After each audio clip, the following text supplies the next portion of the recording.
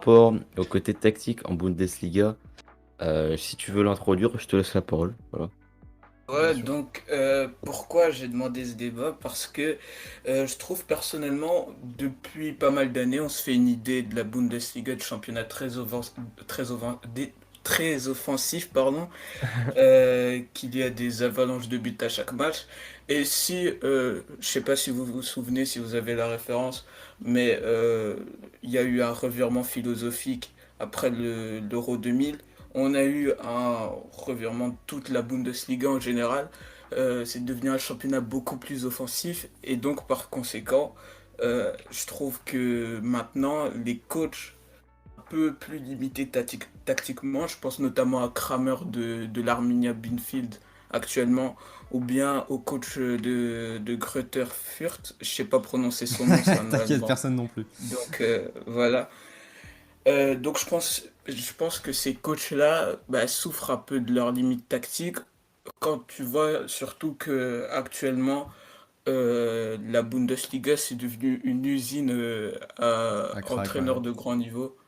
Depuis plusieurs années, on a eu les tout premiers Otmar Hitzfeld, on a eu Jupp Heynckes aussi. Ensuite, maintenant, on continue à en avoir avec Avec Klopp, Jürgen Klopp, même si bien lui, on va sûr. dire c'est la génération intermédiaire.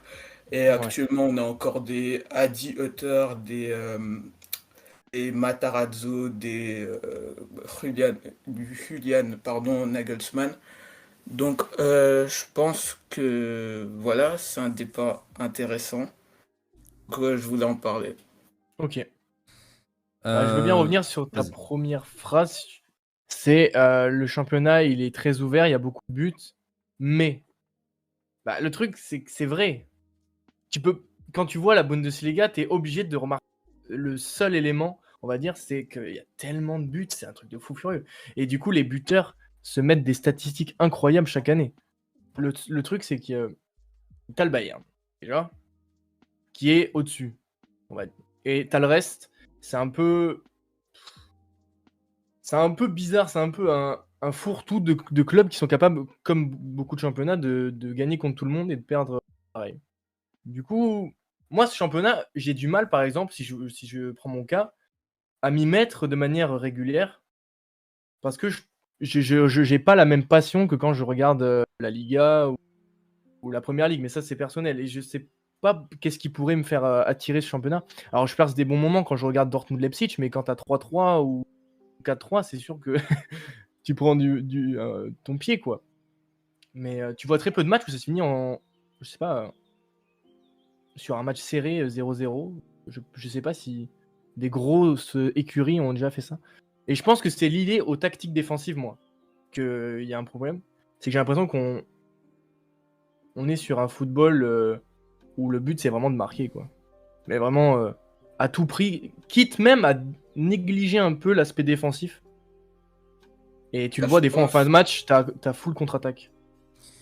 Ouais, Comme dans, voilà. comme dans Je FIFA, pense. quoi. Justement, pour revenir à ce que disait LSDF, moi je voulais argumenter par rapport à ça, c'est qu'en 2000, tu as effectivement eu un énorme chaos après l'Euro, parce que l'Allemagne s'est fait sortir de son groupe, a fini dernière du groupe, il me semble, et à ce moment-là, tu as la fédération allemande qui décide de changer complètement la Ouais, politique tactique des clubs et demande absolument aux clubs de jouer sur la formation et de jouer surtout sur la façon dont le système de jeu doit être. Enfin, le système de jeu à privilégier. Et du coup, à ce moment-là, sont privilégiés le jeu offensif et donc la priorité d'avoir le ballon et d'aller le marquer, quitte ça se à ce que, voit, hein. quitte à ce que défensivement il y ait des lacunes.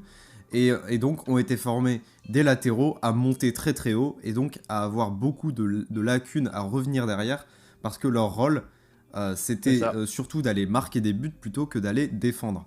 En tout cas leur fonction première c'était ça. Donc c'est quelque chose qui pose énormément de problèmes parce que les petits clubs de Bundesliga n'ont pas du tout dérogé à ce truc-là. Et ça a profité entre autres au Bayern, à la sélection évidemment qui pouvait aller chercher des gens qui étaient intermédiaires dans leur rôle et donc des latéraux qui puissent faire les retours défensifs qu'il fallait. Et c'est aussi ça qui a fait que tu as eu une Allemagne plutôt forte dans les années à venir, voire très forte en 2014, et mine de rien 2016. 2013. On a eu un Bayern qui est revenu très très vite au haut niveau. Voilà, on est à peine en 2006-2007 que le Bayern remonte déjà la pente en termes de level et remonte le niveau du football allemand. Donc voilà. Maintenant, c'est un gros souci parce que justement, ton championnat n'est rythmé que par les buts et quand tu regardes un match de derby, enfin pas de derby, mais entre Dortmund et Leipzig, c'est sûr qu'en fait, t'es vite à critiquer les lacunes défensives parce que, effectivement, moi personnellement, je suis un adepte du jeu, mais c'est sûr que défensivement, quand tu vois le problème, il y a qu'à voir à Dortmund en fait. Pour moi, l'un des exemples des C'est le grands plus clubs, gros reflet. Non, mais pour moi, c'est c'est juste Dortmund que le plus gros problème. En fait. Dortmund et le Bayern, c'est des équipes qui, des fois, le défenseur se retrouve en 1 contre 3. C'est vrai. C'est un truc de malade mental. Et Upamecano, vous allez voir le nombre de stats qu'il a.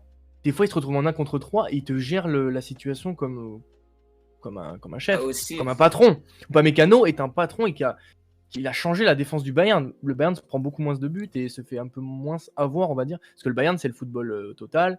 Et on marque plus de buts que l'adversaire.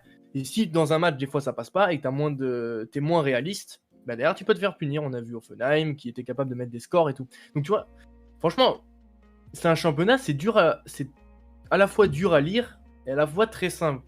C'est-à-dire que si t'es pas connaisseur, tu vas te dire qu'il y a que des buts, alors que c'est pas forcément vrai. Et si t'es connaisseur, t'es obligé de prendre cet argument en compte. Tu vois ce que je veux dire? Et du coup, bah, quand tu vois Diaby ce qu'il fait, tu peux pas enlever du joueur. Mais t'es obligé de noter que quand t'as Thuram ou Plea qui partent en Bundes, leurs stats elles sont doublées. Mais Moi, c'est tout. par rapport à la Bundesliga, tout à l'heure, tu parlais je crois que c'était Exim qui parlait de ça, des latéraux qui défendent mal. Ouais. Ouais, j'étais en train de regarder, c'est dingue le nombre d'équipes qui jouent avec des pistons. Hein.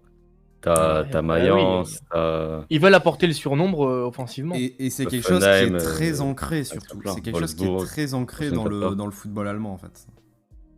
Ouais, c'est pas Et faux. c'est vrai que ça peut poser des problèmes, parce que quasiment tous les clubs, enfin, en tout cas beaucoup d'entre eux, jouent dans des systèmes comme ça. Et je m'attendais même à ce que Nagelsmann, quand il arrive au Bayern, Ouais, il bon, le s'y garde attendait aussi. sa défense à 3. Ouais, c'est vrai. et après, quelque part, je pense Il a essayé, que je crois. Non, il a pas essayé. À au l'entraînement. au fur et à mesure de quand ils s'exportent, par exemple les Sid Kolasinac ou Kolasinac Ouais. à Arsenal, les Robin Koch à Leeds, enfin tous ces joueurs-là, après forcément ils ont du mal. Par exemple en première ligue c'est le pire des constats, c'est plus Ouais. du tout la même chose. Ils ont jamais été habitués à défendre de la même manière et c'est encore pire pour un Allemand je pense parce qu'il a été formé dans ce moule depuis qu'il est adolescent. Depuis qu'il est Ouais. adolescent, on l'a formaté à jouer de cette manière-là, de jouer dans cette philosophie, pardon. Et donc ouais, souvent le constat il est alarmant. Je pense que franchement on aura du mal à citer un, 2, 3, voire 4, 5 défenseurs qui ont réussi en première ligue, défenseurs venant de la Bundesliga. Rien que de Vite par fait, quoi. cette philosophie-là. Mais j'ai même envie de vous dire, même offensivement, il y a Honnêtement. un monde aussi. Hein. Regarde ce que fait Sancho à United et même ce qu'ont fait certains Mais joueurs. parce qu'ils ont pas l'habitude d'avoir autant d'espace. C'est aussi ça. Quand t'arrives en première ligue, attention. Hein. Et C'est en pour ça Liga, notamment que Sancho, quand il arrive Ouais. à Manchester United, j'étais en mode ouh, Parce que- attention. la première ligue, la différence, c'est que oui, c'est un football très offensif aussi, mais les joueurs sont tellement athlétiques que t'as des retours défensifs des latéraux, c'est rien à voir. Quoi. C'est pas Ouais, comme- j'ai même envie de dire que la Liga aussi. La Liga, c'était un championnat très fermé à un moment donné, c'était beaucoup un jeu au sol, de possession, à trouver le décalage. C'est très très dur, je trouve, de passer de la Bundes à la Après, Liga. la Casser, à tout hasard. Mais sinon, on dit. Alcacer, Il a fait le chemin inverse, non?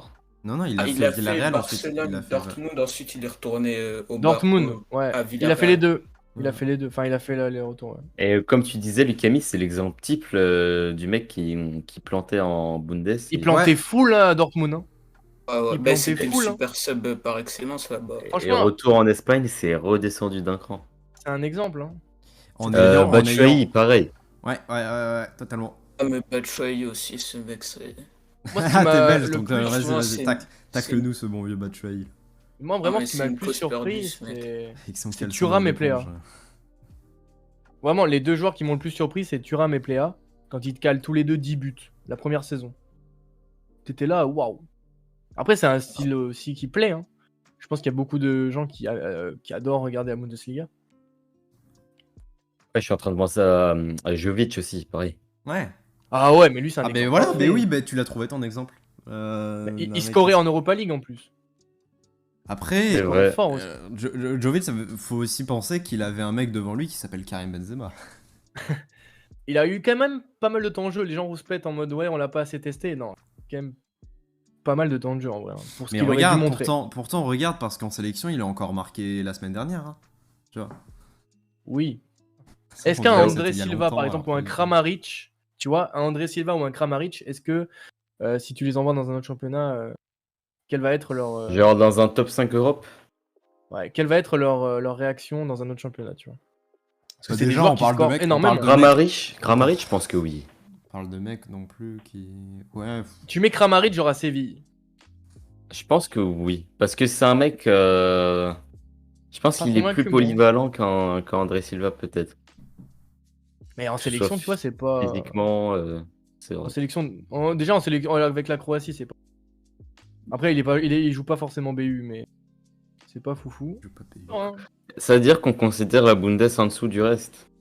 Pas en dessous, mais ça te Non, permet pas de en marquer dessous. En plus. fait, il y a des lacunes qui avantagent les attaquants et qui font que, par exemple, à Lewandowski, quand tu feras le bilan de sa carrière, tu auras forcément la petite idée de te dire ouais, mais il jouait dans un championnat où les défenseurs. Non, tu peux pas dire ça non plus, Tu tu peux vois. pas te dire ça, mais pourtant. Tu peux pas te dire ça, Mais mais ça joue un pourtant, peu. c'est quelque chose qui rentre énormément dans les arguments quand tu parles de meilleur buteur de la décennie, surtout contre Suarez, où beaucoup disent comme argument Lewandowski n'est pas du tout valable parce que Luis Suarez a joué contre des défenses qui étaient des vraies défenses à Liverpool. Et au Barça, il jouait quand même contre des. Alors attention, Ouais, c'est pas mon lui, par argument. contre, Je précise, c'est pas mon argument. Tandis que Lewandowski, il affronte tous les week-ends des mecs qui ne savent pas défendre et qui, pour eux, pour lui, c'est beaucoup plus facile. Moi, je suis pas d'accord avec cet argument parce qu'en Ligue des Champions, il score aussi. Non, mais il y a du vrai. Mais Il y a du vrai, mais ça n'enlève en rien son talent Mais du de coup, ballon d'or ou de ce que tu veux. le level de ces mecs-là, de Lewandowski, sont rabaissés à cause du niveau du championnat qui Après, est c'est un trop peu le bas. même constat qu'un Mbappé C'est en ça. Ligue 1, quoi. Exactement. Ah, mais la Ligue 1, Exactement. c'est plus dur. Enfin, c'est beaucoup plus fermé déjà. C'est beaucoup plus dur, je suis d'accord. Mais la différence, Je suis c'est que désolé, dans Mbappé, le sens c'est que où- Mbappé, il est dans le meilleur club de Ligue 1 actuellement, qui survole le championnat. Alors là, ça, c'est marrant parce que là, pour le coup. Mais c'est le seul qui arrive à être au l'année niveau, dernière, c'était donc pas tu ça, peux rien lui mais- reprocher. Ah, mais oui, totalement. Mais Et non pas qu'on enlève Non. la qualité à. Enfin, Je suis pas pas de la d'accord. Je suis qualité, désolé, mais je du suis pas mérite à ce d'accord. qu'il fait. Là, je suis pas Mais d'accord, c'est par contre. peut-être que on sous-estime justement ses perfs par le fait qu'il joue en Ligue 1 ou bien que Robert Lewandowski joue en Bundesliga. Et ça se joue pas qu'au championnat, tu regardes aussi ce qu'il fait en Europe et en Ah sélection. voilà, Lewandowski est capable de mettre 3 buts en 3 matchs à l'Euro, même si ça sert à rien. Et Mbappé est capable de marquer des buts à tout moment aussi. surtout donc, avec sa sélection, ce rien qui est à un voir. bon contre-exemple. Parce Oui, qu'on dit bah oui. on dit souvent que ouais, Lewandowski, il fait ça parce que, enfin, je me répète un peu dans ce que je dis, mais il fait ça parce qu'il joue avec le Bayern dans la meilleure équipe de son pays, en plus dans un championnat qui est très, très tourné vers l'offensive. Mais avec la Pologne, quoi, il prouve aussi. Ouais, complètement. Mais c'est pas complètement faux non plus. Je veux dire, Haaland, son choix de carrière, il est impeccable. Pour être vu aux yeux de l'Europe, entre guillemets, et c'est impeccable de jouer à Dortmund. c'est pas faux. C'est une équipe qui va jouer full offensive, ultra ouvert. Donc, avec son talent qu'il a devant le but et autour, ah ouais, c'est un choix de carrière qui est parfait. Mais en n'enlèvant rien, évidemment, leur talent. Je pense qu'Haaland, lui, c'est acté. Tu vas le mettre à Real Madrid ou à Liverpool, ça va. C'est un carnage.